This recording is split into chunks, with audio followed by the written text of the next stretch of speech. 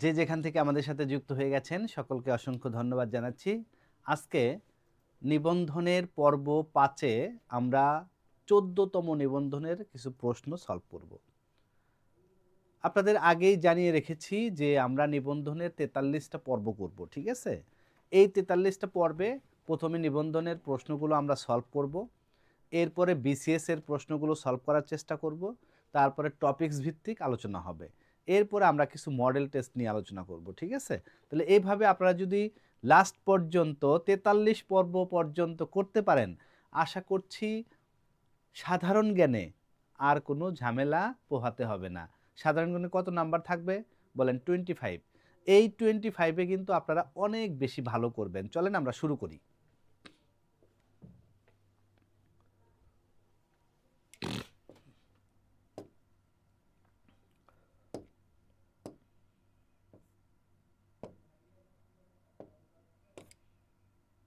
ওকে, যারা এই মুহূর্তে আমাদের সাথে যুক্ত আছেন সবাই কি করবেন? পার্টিসিপেট করবেন। হ্যাঁ, এই প্রশ্নগুলো প্রিভিয়াস প্রশ্ন একবার রিভিশন করবেন, দেখেন পারেন কি না। আমরা 15টা প্রশ্ন নিয়ে একদম ব্যাখ্যা সহকারে আলোচনা করব। চলেন দেখেন, প্রথম প্রশ্ন, বাংলাদেশের মোট সীমান্ত দৈর্ঘ্য কত? এইটা 14তম শিক্ষক নিবন্ধনের একটি প্রশ্ন, স্কুল পর্যায়ের। আমরা একটু আনসারটা দেখব। হ্যাঁ, যে বাংলাদেশের মোট সীমান্ত দৈর্ঘ্য কত? এতে দেওয়া আছে ৫,১৩৮, বিতে দেওয়া আছে ৫,১২০, সিতে দেওয়া আছে ৪,৫০০, ডিতে দেওয়া আছে ৪,৩০০। একটু আনসার করবেন সবাই। দেখেন, আনসার করার নিয়ম হচ্ছে, যারা নতুন যুক্ত হয়েছেন তারা অবশ্যই জানেন না ব্যাপারটা, যারা পুরাতন তারা জানেন। যেমন এক নাম্বার অ্যান্সার যদি এ হয় এ লিখবেন, এক নম্বর অ্যান্সার যদি বি হয় বি লিখবেন, সি হয় সি লিখবেন, ডি হয় ডি লিখবেন। তাহলে এক নম্বরটা লিখতে হবে। তাহলে একের এ, একের বি, একের সি, একের ডি, এইভাবে আনসারটা করতে হবে প্লিজ। হ্যাঁ, তাহলে চলেন আমরা আনসারটা করি। যে কি বলছে? বাংলাদেশের মোট সীমান্ত দৈর্ঘ্য, প্রশ্ন চলে আসতে পারে। বাংলাদেশের মোট সীমান্ত দৈর্ঘ্য কত? ৫,১৩৮ কিলোমিটার, ৫,১২০ কিলোমিটার, ৪,৫০০ নাকি ৪,৩০০? একজন অ্যান্সার করেন, একজন। এরপরে আমরা পরের কোশ্চেনে চলে যাব।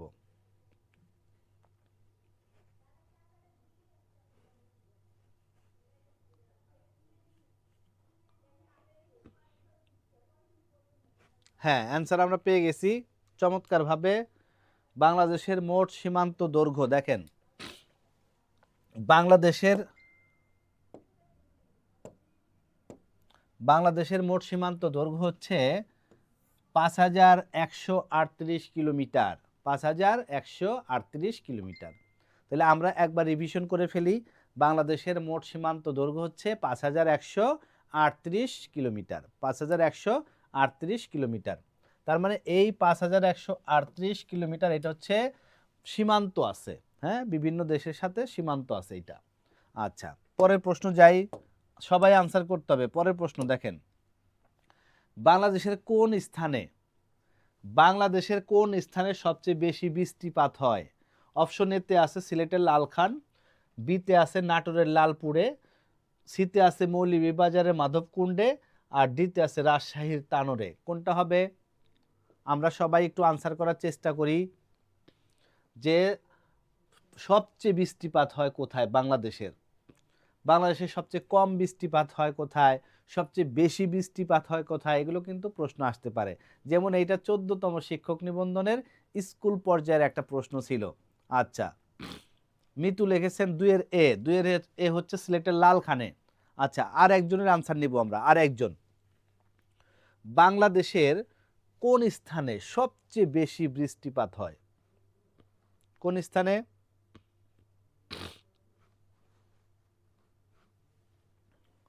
হ্যাঁ, শামীম রেজা লিখেছেন ৫,১৩৮। হ্যাঁ, আপনার হয়েছে ভাই শামীম। আচ্ছা, মিন্টু মিন্টু লিখেছেন মিন্টু হয়েছে আপনার। আচ্ছা, বাংলাদেশের কোন স্থানে সবচেয়ে বেশি বৃষ্টিপাত হয়? কোন স্থানে? আচ্ছা, ওকে মিন্টু, 100% আপনার হয়েছে। সেটা হচ্ছে, দেখেন, সবচেয়ে সিলেটের লালখানে সবচেয়ে বেশি বৃষ্টিপাত হয়। ওকে, আর যদি বলে সবচেয়ে কম বৃষ্টিপাত হয় কোথায়, আমরা জানলাম সিলেটের লালখানে সবচেয়ে বেশি বৃষ্টিপাত হয়, কিন্তু সবচেয়ে কম হয় এই নাটোরের লালপুরে, ঠিক আছে, সবচেয়ে কম। আর সবচেয়ে বেশি হইলে সিলেটের লালখানে।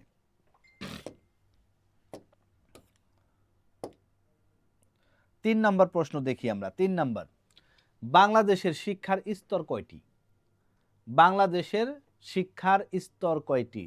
3 নাম্বার অ্যান্সার করতে হবে। মিন্টু, শামীম রেজা যারা যুক্ত আছেন 3 নাম্বারটা আনসার করে ফেলেন। বাংলাদেশের শিক্ষার স্তর কয়টি? 3টি, 6টি, 5টি, 7টি? কয়টি হবে? শিক্ষার স্তর কয়টি? প্রশ্ন কিন্তু ঘুরে ফিরে এগুলোই পাবেন, ঠিক আছে, এগুলোই ভুল করা যাবে না। এগুলোই যদি ভুল করেন তাহলে কি হবে? জীবন কি হবে? তেজপাতা। আচ্ছা, ওকে, দেখেন বাংলাদেশের শিক্ষার স্তর কয়টি? একজন অ্যান্সার করেন, একজন অ্যান্সার করলেই পরেরটায় চলে যাব আমরা। আচ্ছা, মিন্টু লিখেছেন 3-এর এ। 3-এর এ 100% অ্যান্সার হচ্ছে 3-এর এ, মানে হচ্ছে 3টি। শিক্ষার স্তর 3টি। কি কি বলেন তো? প্রাথমিক, আর একটা কি? বলেন? প্রাথমিক, আর একটা কি? মাধ্যমিক, আর একটা কি? উচ্চ মাধ্যমিক। ঠিক আছে, এই 3টা স্তর। তাহলে 1, 2, 3, 3টা স্তর। তাহলে হচ্ছে আমরা জানলাম যে বাংলাদেশের শিক্ষার স্তর কয়টি? বলেন কয়টি? 3টি, প্রাথমিক, মাধ্যমিক আর হচ্ছে উচ্চ মাধ্যমিক। ওকে, তাহলে এই 3টা হচ্ছে কি? শিক্ষার স্তর। আচ্ছা, 4 নাম্বারটা যাই আমরা। 4 নাম্বারটা, নাম্বার 4, বিশ্বের কততম দেশ হিসেবে বাংলাদেশ সাবমেরিনের যুগে পদার্পণ করে? 40তম, 42তম, 41তম, 43তম? বলেন, বিশ্বের কততম দেশ হিসেবে বাংলাদেশ সাবমেরিনের যুগে পদার্পণ করে? 4 নাম্বার। 4 নাম্বার কত হবে? নাম্বার 4। 4 নাম্বারে কি হবে বলেন? 4 নাম্বার, বিশ্বের কততম দেশ হিসেবে বাংলাদেশ সাবমেরিনের যুগে পদার্পণ করে? আচ্ছা, হ্যাঁ, মিন্টু, শামীম রেজা আপনারা আনসার করতে থাকেন। 4 নাম্বার, বিশ্বের কততম দেশ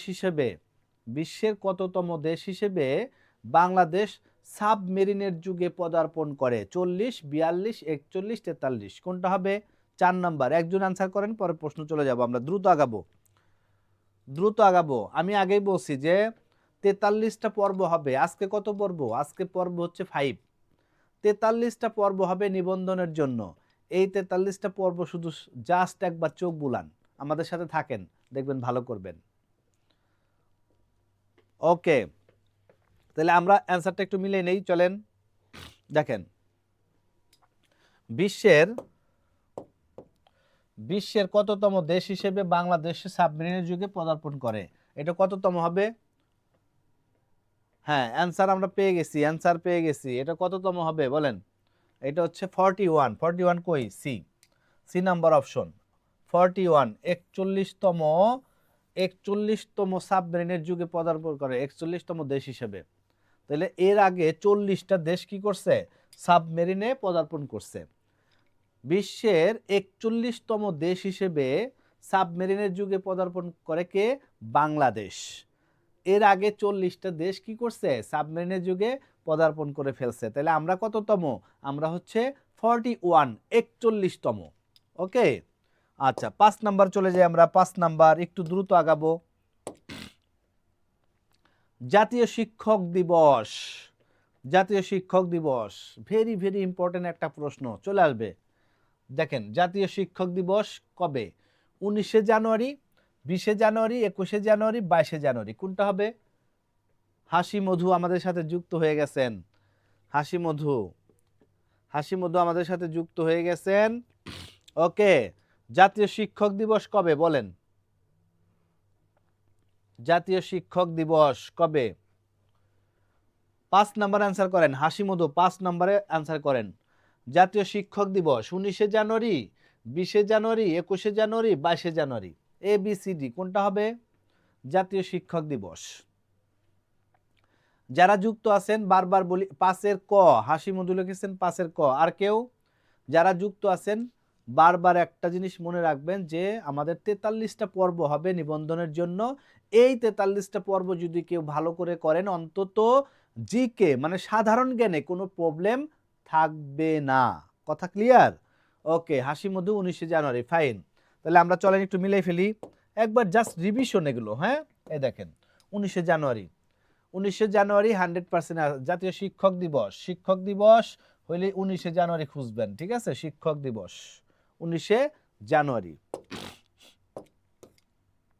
দেখেন বাংলাদেশের দ্বিতীয় বৃহত্তম উপজাতি গোষ্ঠী, বাংলাদেশের দ্বিতীয় বৃহত্তম উপজাতি গোষ্ঠী কোনটি?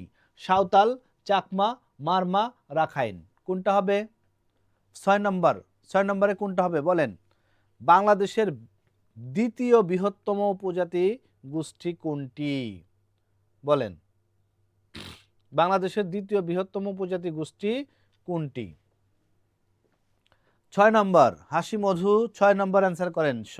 6 নম্বর, বাংলাদেশের দ্বিতীয় বৃহত্তম উপজাতি গোষ্ঠী কোনটি? সাঁওতাল, চাকমা, মারমা, রাখাইন। কোনটা হবে? ওকে, চলেন আমরা এটাও জেনে ফেলি, ঠিক আছে? দেখবেন যদি বলে, আচ্ছা আনসারটা, হ্যাঁ মজিদ, মজিদ লিখেছেন 5 এর এ হইছে। আচ্ছা হাসি মধু 6 এর হাসি মধু হইছে আপনার, হাসি মধু আপনার হইছে, ফাইন। দেখেন যদি বলে বাংলাদেশের প্রথম, প্রথম যদি বলতো তাহলে কি হইতো? কি হইতো বলেন তো? চাকমা। প্রথম, প্রথম যদি হইতো তাহলে কি অ্যান্সার? চাকমা। প্রথম যদি, আচ্ছা প্রথম যদি হইতো তাহলে চাকমা, ঠিক আছে? আর যেহেতু এখানে কি বলছে, এখানে বলছে দ্বিতীয়, কি বলছে? দ্বিতীয়, দ্বিতীয় তাহলে কি হবে? Marma. C is the right answer. তাহলে 6 এর হচ্ছে কি?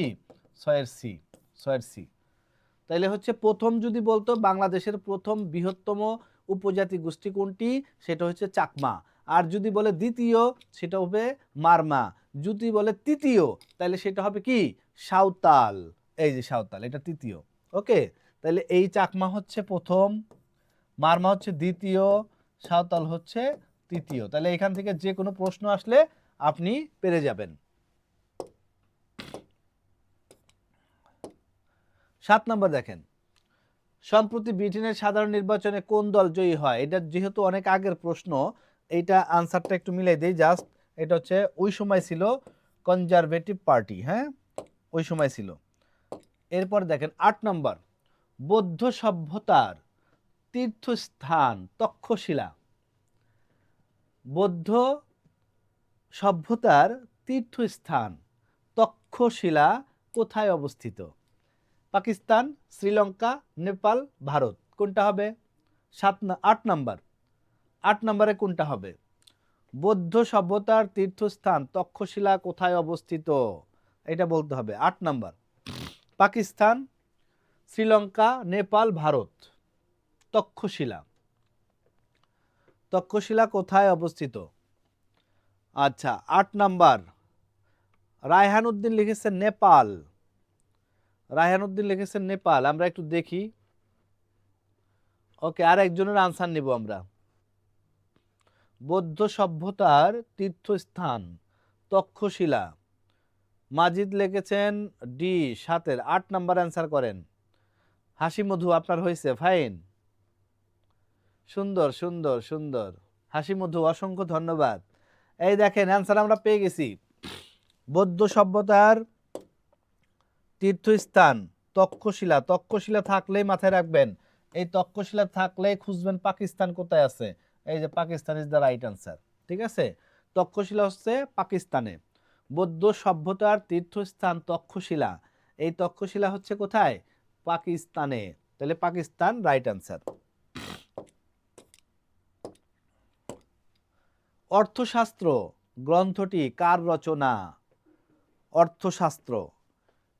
আবুল ফজল, ইবনে খালদুন, কৌটিল্য, দীনেশচন্দ্র সেন।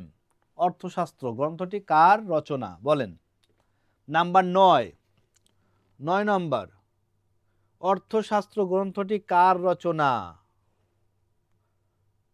বলেন তো, অর্থশাস্ত্র গ্রন্থটি কার রচনা। 9 নম্বর, 9 নম্বর কি হবে, অর্থশাস্ত্র।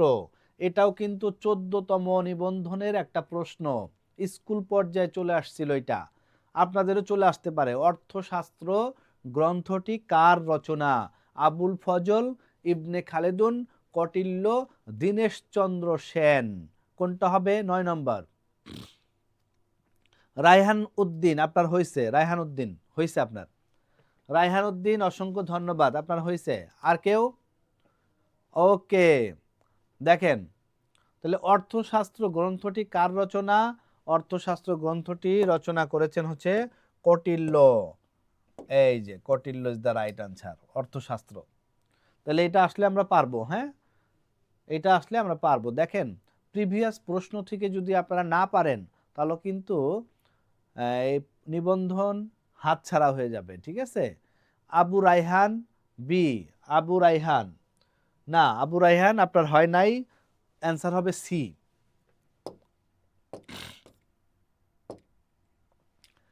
এইবার দেখেন সদ্গুণই কি বলছে, সদ্গুণই কি, সদ্গুণই হচ্ছে জ্ঞান।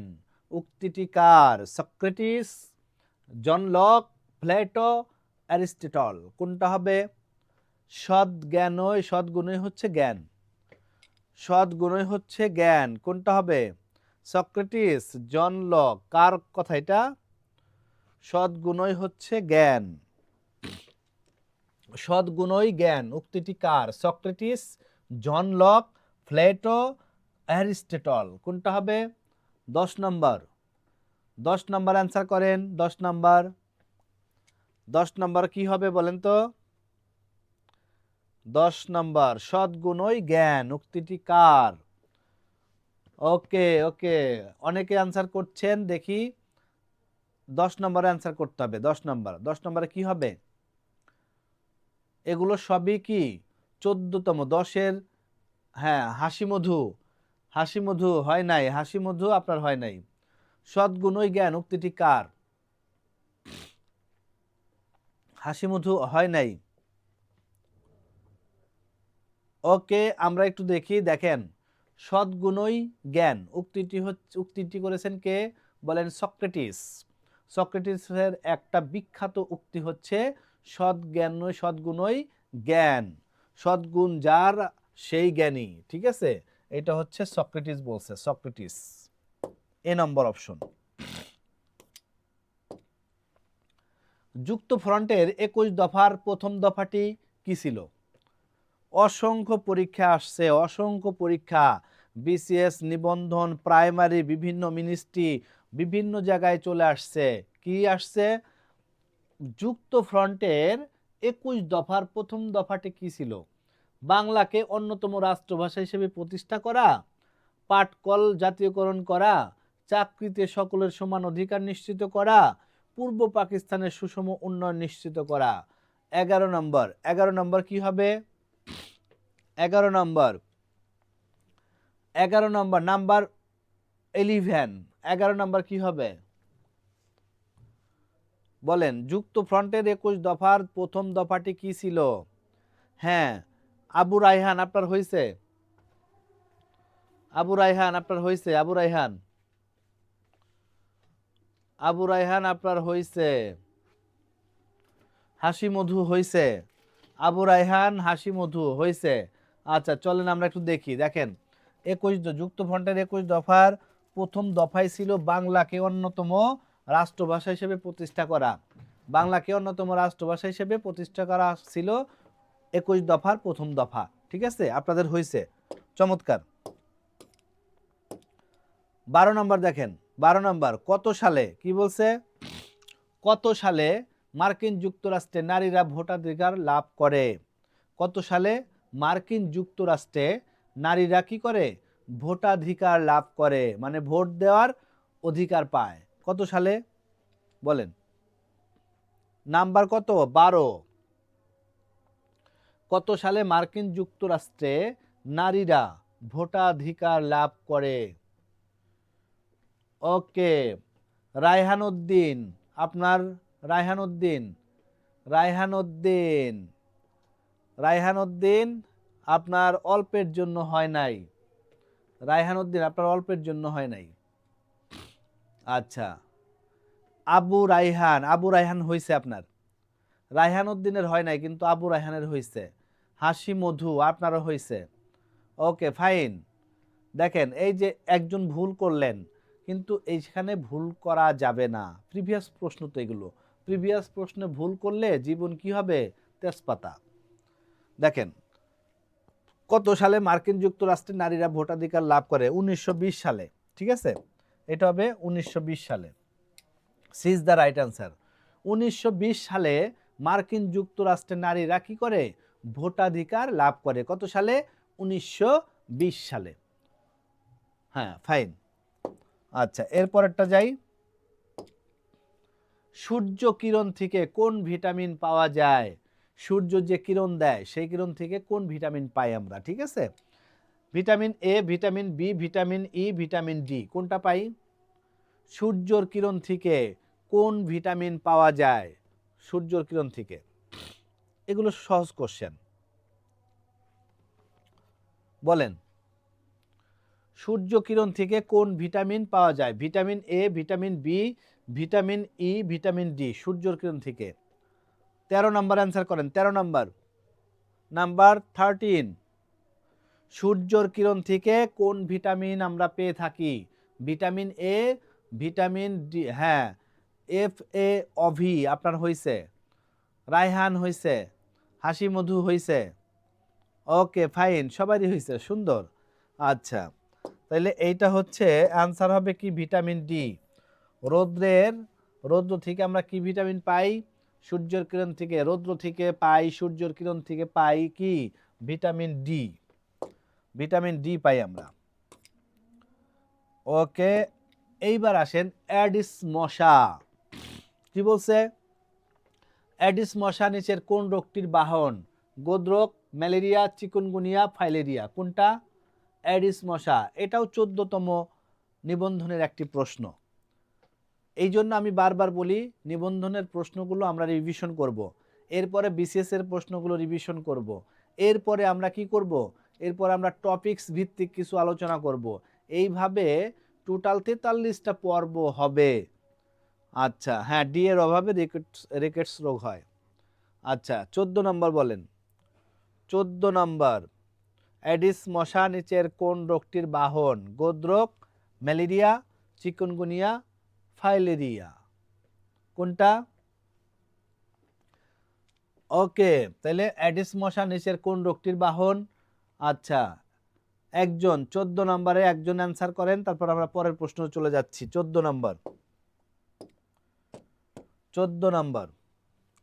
আচ্ছা আপনারা সবাই অবগত আছেন অফিসার জেনারেল যে পরীক্ষাটা, এই অফিসার জেনারেল পরীক্ষাটা হবে 31 তারিখ।